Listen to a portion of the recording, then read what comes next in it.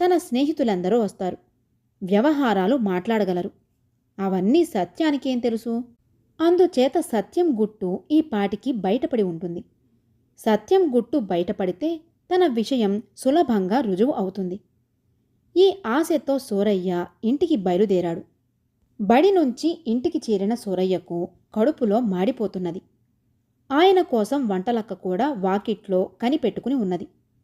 రా నాయనా, ఎప్పుడో పొద్దున తిన్న అన్నం అంటూ వంటలక్క సూరయ్యను కూర్చోబెట్టి వడ్డించింది. ఆయన అన్నం తింటుండగా పంతులు బాగా కొట్టాడా అని అడిగింది. సూరయ్య మొహం ఎర్రబడింది సిగ్గుతో. నా కోసం ఎవరైనా వచ్చారా అన్నాడు సూరయ్య మాట మార్చడానికి. నీకోసం ఎవరు వస్తారు నాయనా అన్నది వంటలక్క. సత్యం విషయం వంటలక్కనడగాలనుకున్నాడు కానీ ఎట్లా అడగాలో తెలియలేదు. అదృష్టవశాత్తు వంటలక్కే చెప్పింది. మీ నాన్నగారి కోసం చాలామంది వచ్చారు, కానీ ఆయనకు ఒంట్లో బాగున్నట్టు లేదు.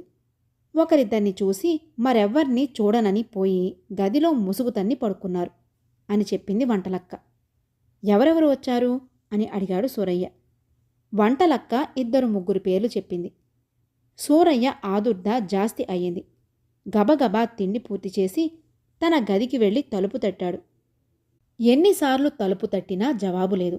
సత్యం, సత్యం అని పిలిచాడు. నువ్వా అన్నాడు సత్యం. తలుపు తీయి, మాట్లాడాలి అన్నాడు సూరయ్య. నేనిప్పుడు నిద్రపోతున్నాను, రాత్రికి మాట్లాడదాం అన్నాడు సత్యం. సూరయ్య తలుపు తీయమని పెద్దగా అరిచాడు.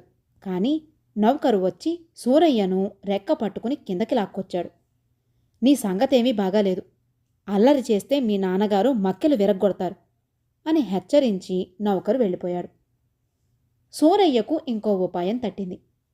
తనకు వ్యవహారాలున్న వాళ్ళందరికీ ఉత్తరాలు రాద్దామనుకున్నాడు. కానీ తన దస్తూరి చూస్తే ఎరిగిన వాళ్ళు గుర్తించేటట్టుగా లేదు. సూరయ్య దీర్ఘమైన ఆలోచనలో పడ్డాడు.